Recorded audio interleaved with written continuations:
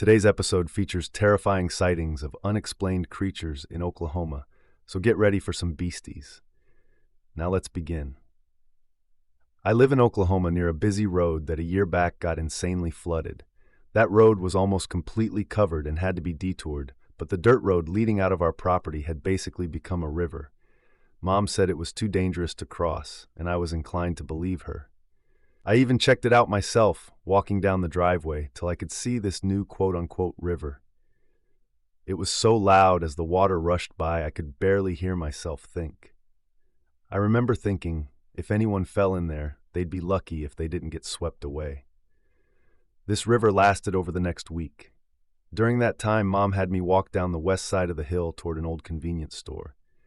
The folks that ran that place were flooded in too, and told us to take what we needed free of charge. I was grateful, but we were sure to take only what Mom and I needed, and we paid them back once the flood lowered. The couple of times I went to and from the convenience store, I'd walk along those rushing waters. Not too close that I was at risk of falling in, but close enough to sort of enjoy listening to it and watching it. I was a bored high school-aged kid, stranded by a flood for a few days. Of course I was going to get bored. Well, one day on my way back from my second trip for some milk and eggs, I saw something that had been swept up in the floodwaters.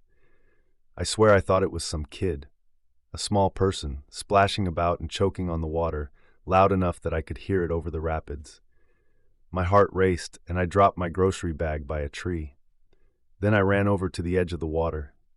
The figure looked pale. I began to panic. I had no idea what to do in this situation.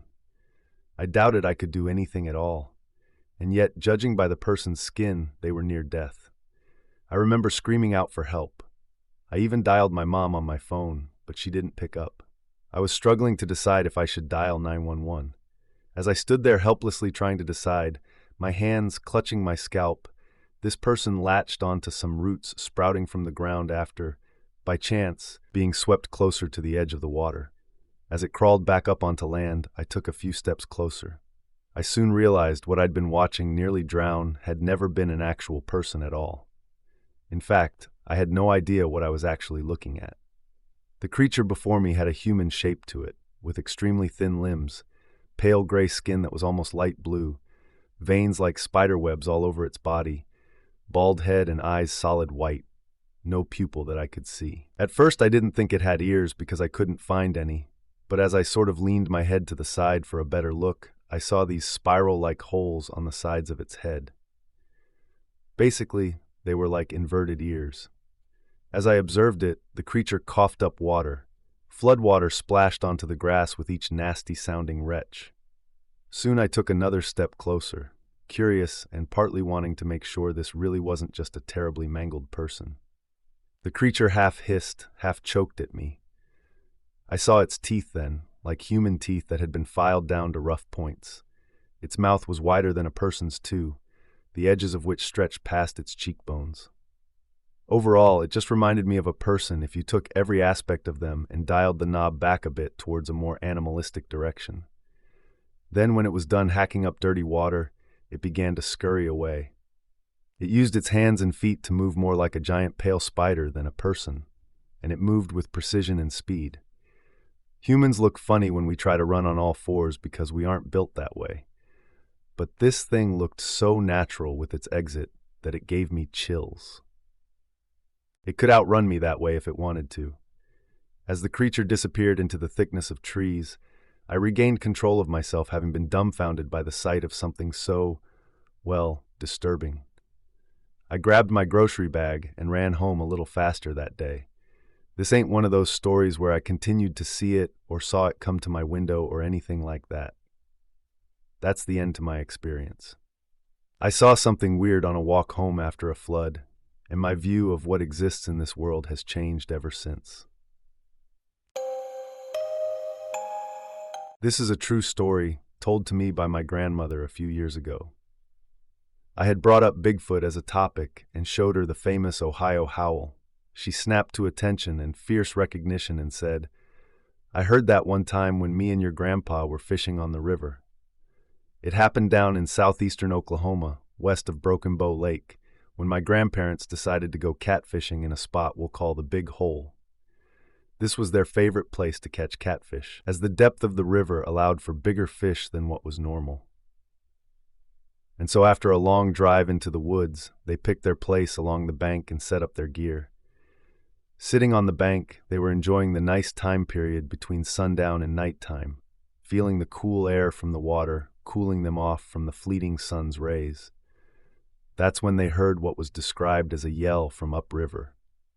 Now it's at this point I have to say that my grandmother is a sweetheart, but in some situations she lacks some common sense, as when she heard the yell, the first thing she did was to mimic it. They went back and forth between each other for about a minute before it stopped, and she thought that was the end of it. Hours pass, and sometime around midnight they hear the same yell again, only it's closer and louder than before.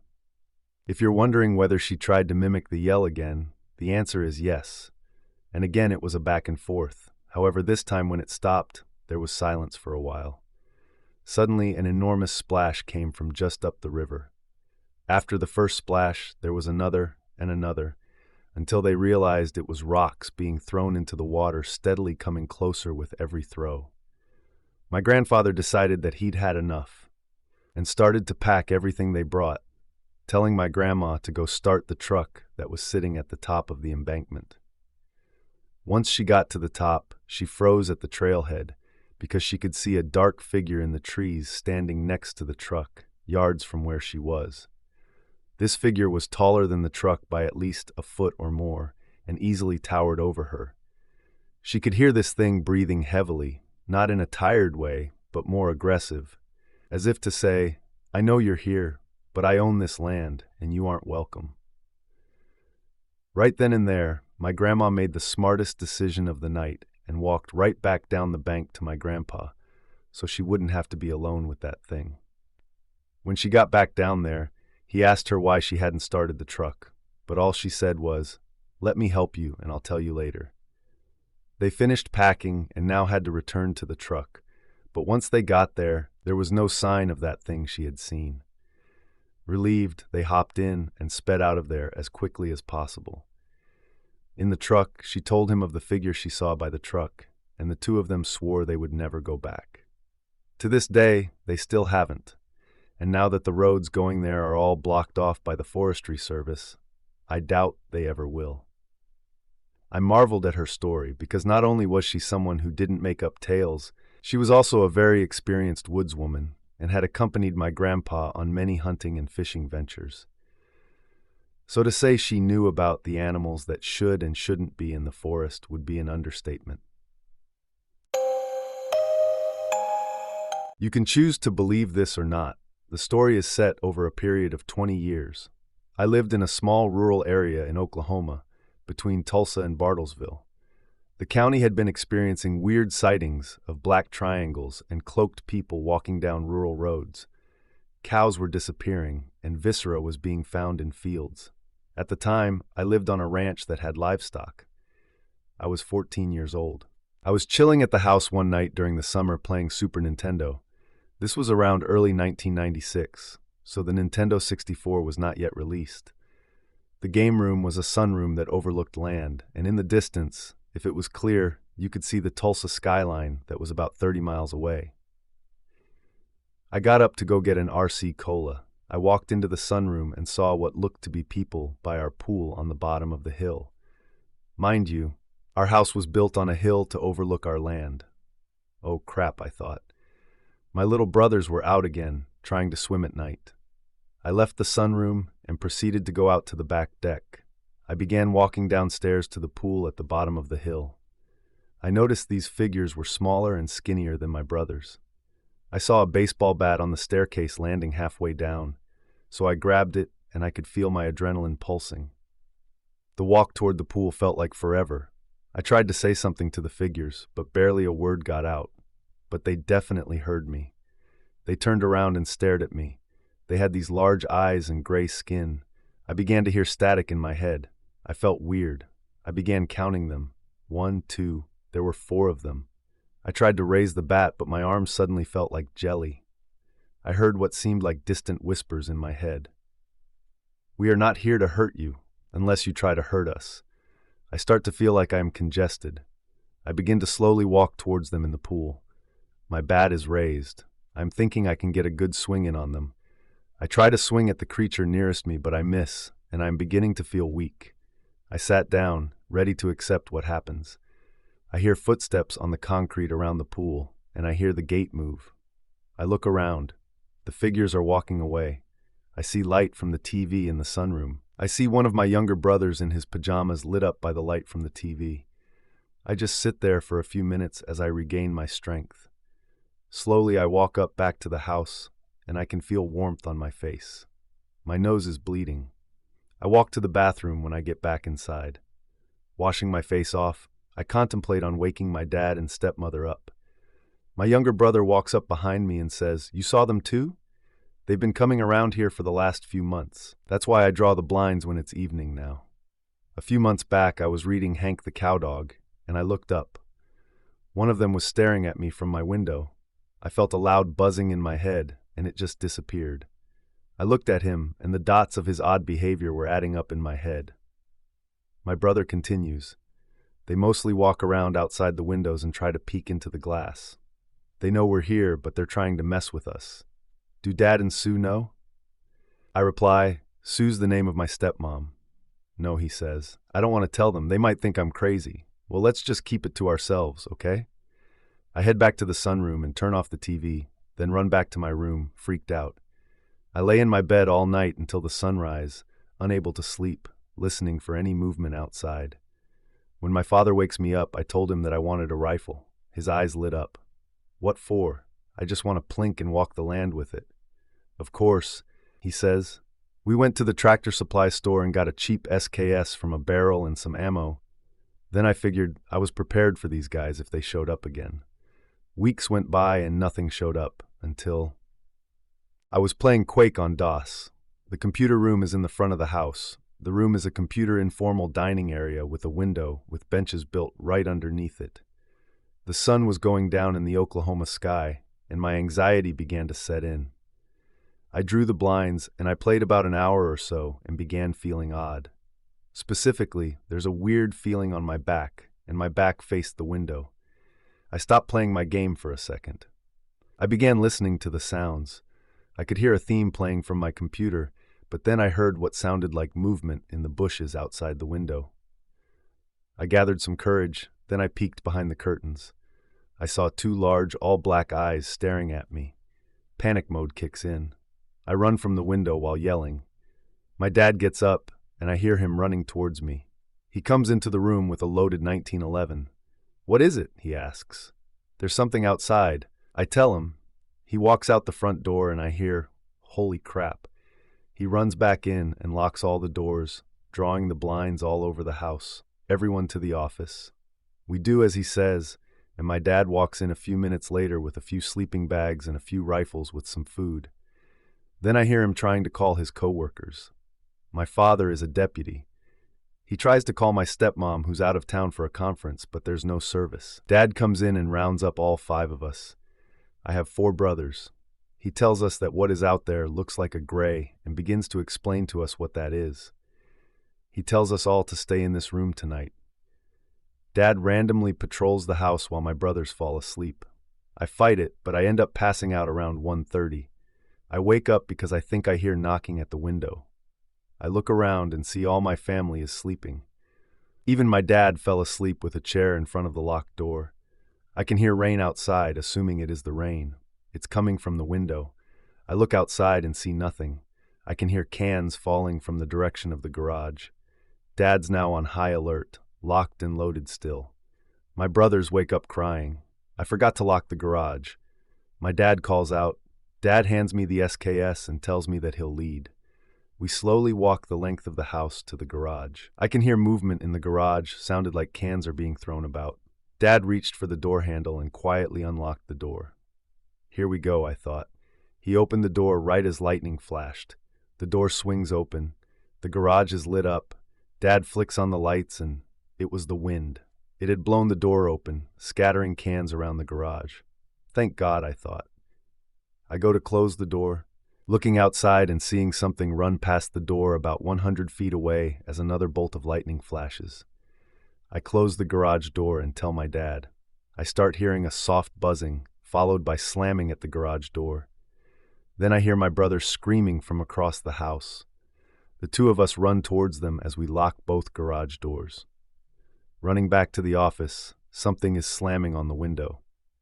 We tell everyone to get out, and we all run toward the master bathroom with a walk-in closet with all our things.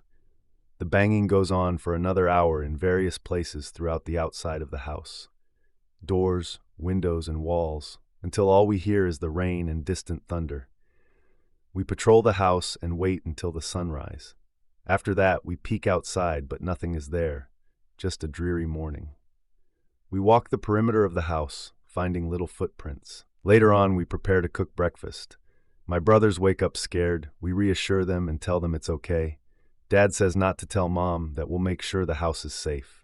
Even so, fear consumes the house for the next few weeks. But nothing happens and school begins and all is well. Fast forward 2 years to when I was 16 and edgy. I was working on the property and feeding the cows. There were multiple cows out in the pasture. It must have been 10 a.m. in the morning. I had my SKS slung on my back, and I noticed a group of cows standing by a creek bed, mooing like they're lamenting something. I walk over. Smells like a hospital and rotting flesh. I found 3 mutilated cows and a calf fetus, still with the umbilical cord, attached, floating in the creek. I run back to the John Deere Gator and call my dad on the walkie, telling him to call the sheriff and to come here. An hour later, deputies were taking pictures, and the coroner looked confused. A Crown Vic rolls up, and a few guys in slacks and button-up shirts walk up. They identify themselves as Oklahoma Bureau of Investigation. They start checking things out, then they call a college vet to come pick up the bodies for further research. After that, they drive off with the cattle bodies and we go on our way. That night, I have to up and patrol the property on an ATV, making sure nothing goes wrong, while my dad keeps an eye out at home by the walkie in case I call for help. At around 10 p.m., while on the ATV down a dirt road, I heard a car rolling down the road. It's an all-black Crown Vic. As they drive by, I notice 2 men in all black in the front. They stare at me as I wave at them as I pass. I go about a mile down the dirt road and hear a buzz, just like the one I heard 2 years before. The hairs on my neck stand up, and I see something slowly move across the sky, hovering over a house down the road, then moving on before shooting all the way up. I sit there in awe for 10 minutes. Then I can hear jets in the distance. 2 jets fly over me, probably from the Air National Guard base in Tulsa. They make 2 or 3 passes. I drive on, and for the rest of the night, I see and hear nothing. I spend the rest of my weekend with no issues, then go to school on Monday.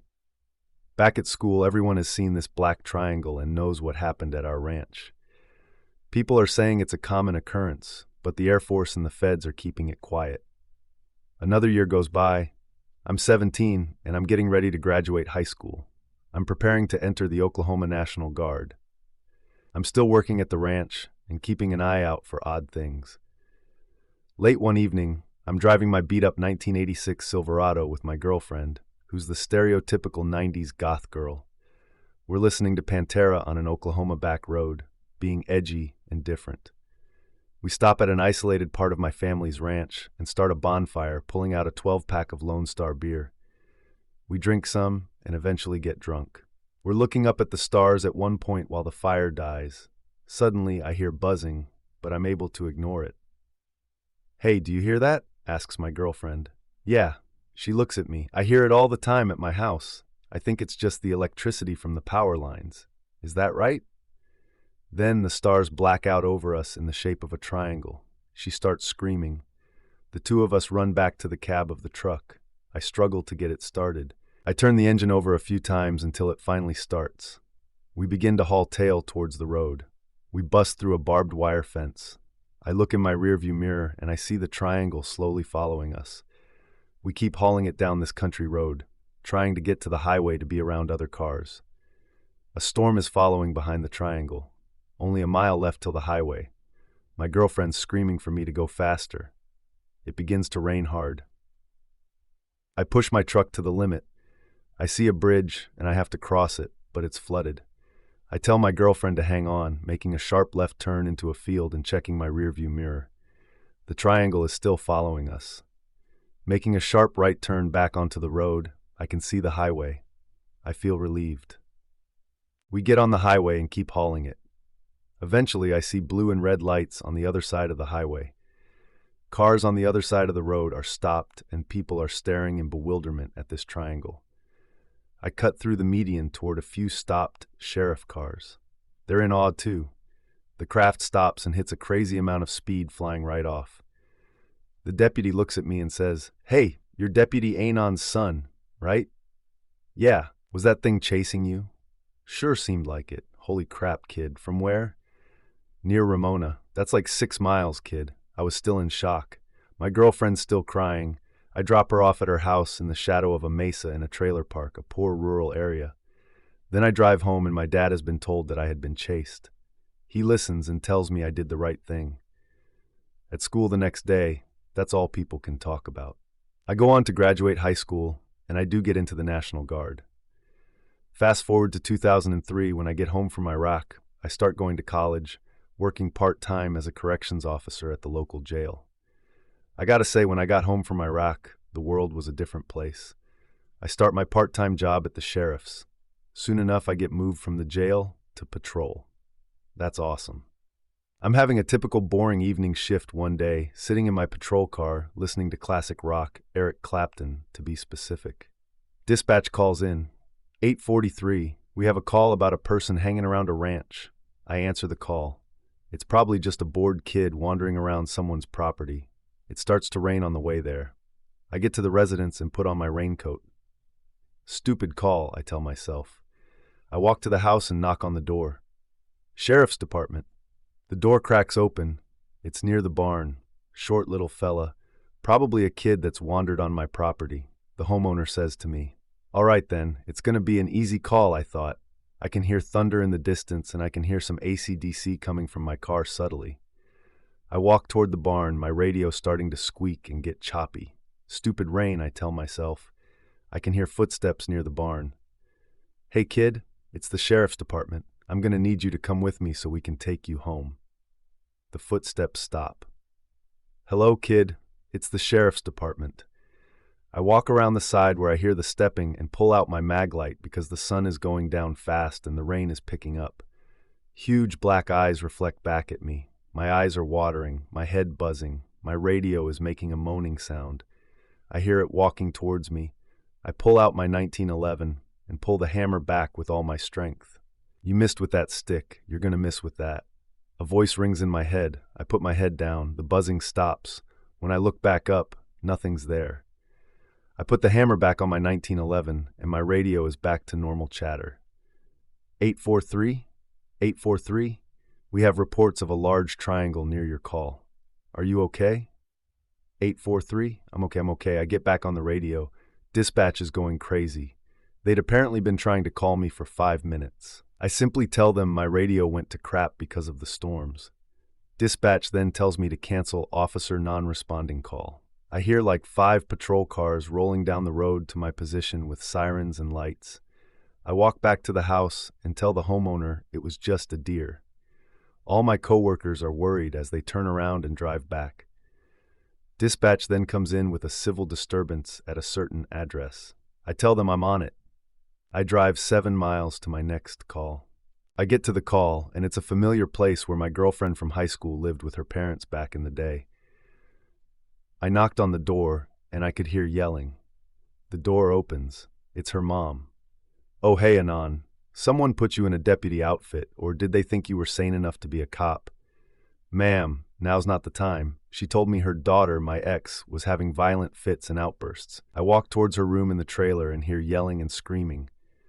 I open the door and see her thrashing on the ground. I lower myself and try to calm her. "Anon, they know who you are," she says to me. "Who?" "They do. The things we saw the triangle, and they are trying to get you with me." I looked over at her mom, and she told me that she was diagnosed with bipolar depression last year. "What do you want to do, ma'am?" I asked her. "Please take her to the hospital. Maybe a few weeks in a padded cell will help her." I call dispatch. I handcuff her and put her in the back of my squad car, beginning to drive her to Bartlesville, the nearest city. She's talking to me and telling me that they know my younger brothers are my weakness. My radio was going off with reports of multiple F-16s flying over the area and a black triangle showing up after they RTB, then they scramble them again. Eventually, we make it to the hospital. I leave her there and continue on with my shifts for the next few weeks. I get a phone call at 3 a.m. 4 weeks later. "Hey, Anon, your ex-girlfriend hung herself in the hospital. She left a note saying that you were being watched and that they are after you." It seems everyone but me is able to laugh off the event. I tell my father, and he looks at me. "Son, they're here every night outside, and your stepmom is in denial." My dad is literally sleeping 4 hours a night, walking the house when he is up at night, and my stepmom is taking Xanax and working her rounds at the local rural healthcare clinic, like nothing is happening. Fast forward 2 years, I'm finished with my associate's degree, and I'm working full-time at the sheriff's department as a corporal. No weird happenings lately. One day during someone's shift, they called me and told me they found a girl that had been missing. She wasn't wearing any clothes, and she was found in the woods, rocking back and forth. She had been missing for a week and was found by a few hunters. This girl was talking about big eyes and gray little men. Investigators are treating this as an assault, as they see signs of certain activity and other fetus. She was taken to the hospital, where Homeland Security took over, taking us off the case. Homeland Security goes to our headquarters and starts taking reports and evidence from every call about cattle mutilations and black triangles and odd sightings. They then tell us that all future calls need to be notified with the Homeland Security office in Oklahoma City. A fight breaks out between feds and sheriff's deputies, and the sheriff's department is on the move. Someone keeps screaming, "Patriot Act, Patriot Act." As the fight goes on, one of the feds pulls a sidearm, making us stop and saying that if we continued like this, we would be stripped of our post-certifications and blacklisted from policing for the rest of our lives. I end up falling into a deep depression, drinking about 8 to 12 cans of Lone Star every night, basically becoming a functioning alcoholic. I work my shifts, which is mainly just me dealing with druggies and domestics. One day around 2007, I was working the night shift. It was 1:30 a.m. I was chilling on a back road taking a leak. Then over the radio I hear the piano exit of Layla. It was a nice clear Oklahoma night, no worries, but then I hear a thumping in the distance. I've heard this before, digging deep in my memories. Thump, thump, thump, thump. It's getting closer. That's a freaking Black Hawk helicopter. I get in the car and turn off the lights as it gets closer. It flies over. I leave all my lights off and begin to follow this helicopter. I follow it for about 20 minutes. The helicopter lands in a wooded opening near a nice new home. I couldn't help but think, what the heck? I see multiple black SUVs and a lone sheriff's car with the deputy sitting beside it, looking like he had been scolded by some Homeland uniformed officers. I turn on my driving lights and wait for the deputy to pull out so I can talk to him. The deputy comes out and I wave him down. He tells me to follow him. We drive about 2 miles away and make sure we're not followed. He tells me that he got a phone call from our lieutenant about a person peeping in the windows of a house, so we went to investigate. He told me he went to look, and about 5 minutes later, some DHS guys rolled up and told him he had no jurisdiction on this case and detained him for a while.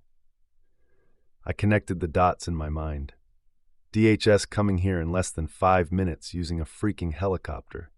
They must have a place that operates from in the county, and they'd have to be listening to our calls.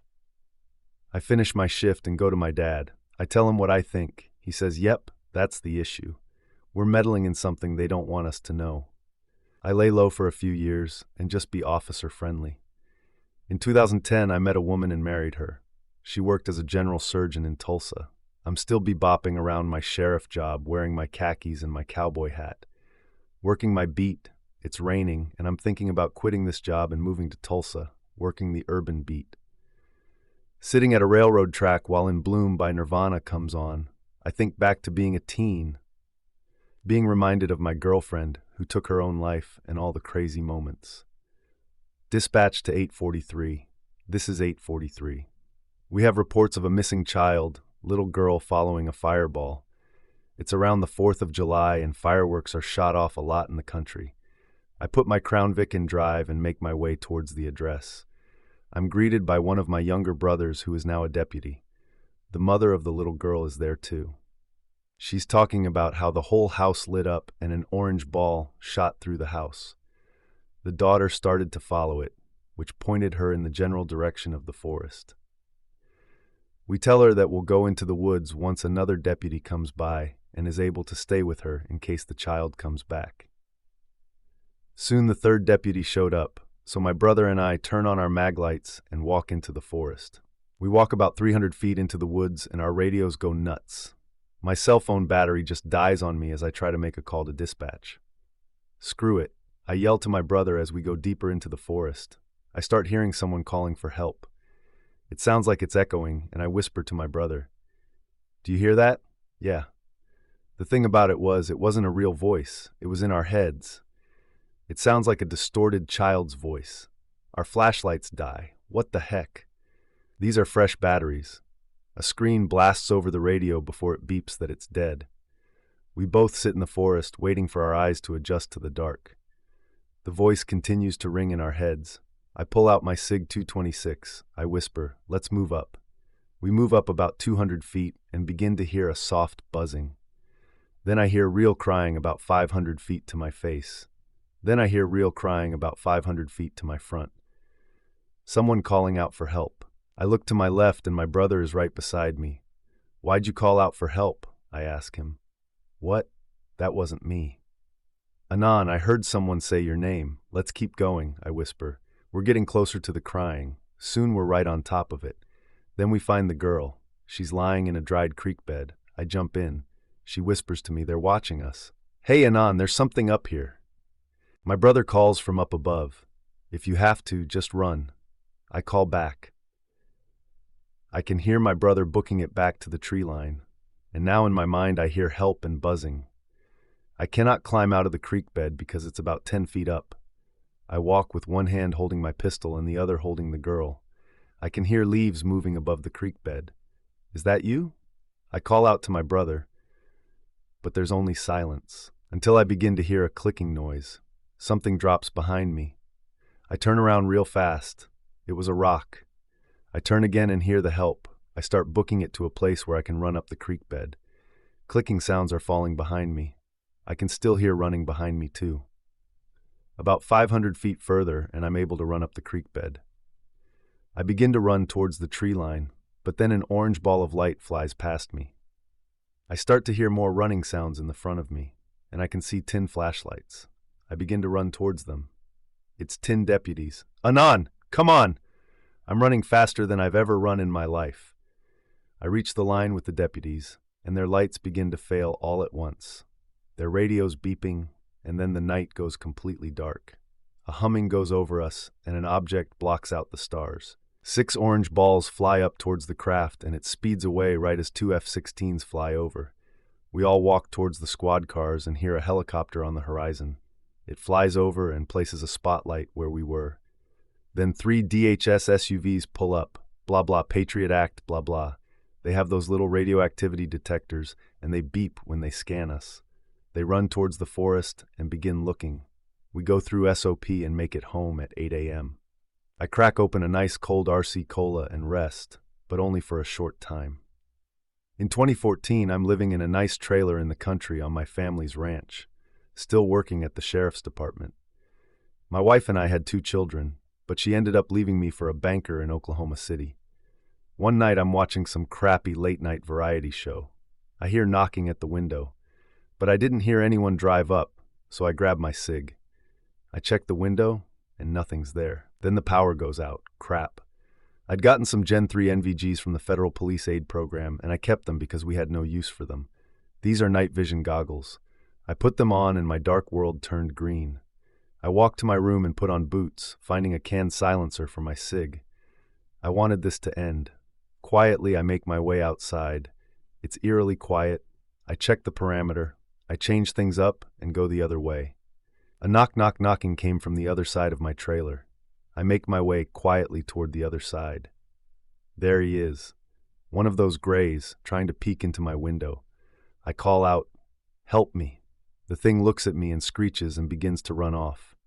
I give chase, not thinking to fire at it for some reason. I'm just full of anger.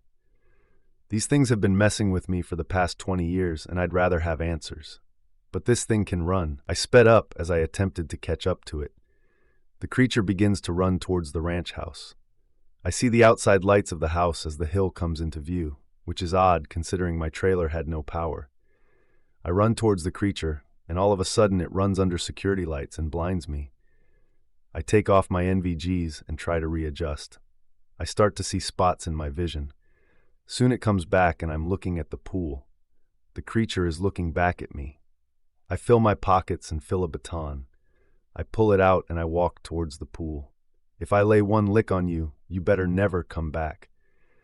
Those empty, soulless eyes just stare back at me and I hear buzzing, my nose now bleeding. I extend the baton and walk towards the creature. I swear, I land 2 blows on its head and it lets out this blood-curdling scream. Then I kick it into the pool. I hear it struggling to keep above water as it slowly swims towards the stairs. I walk to the stairs and I spit in its face. I land 1 good whack on its head again, then feel a burning in my body and I hear a buzzing. The lights go out and I can't move. 4 of the creatures show up and drag the wounded one away. The craft flies off and I collapse on my baton. I hear my dad running down the steps. "Anan, are you okay?" "Yeah." I walk home and I go to sleep. I'm writing this all down now in 2016. I'm remarried and still working at the sheriff's, and we've had no odd cases reported in 2 years. Good night. Well, that brings us to the end of today's episode. I hope you enjoyed it. Remember to stay safe out there because this world is full of strange and terrifying things. If you like and enjoyed these stories, then hit the like button, press the notification bell, and subscribe for more spine-tingling content, and we will see you in the next story.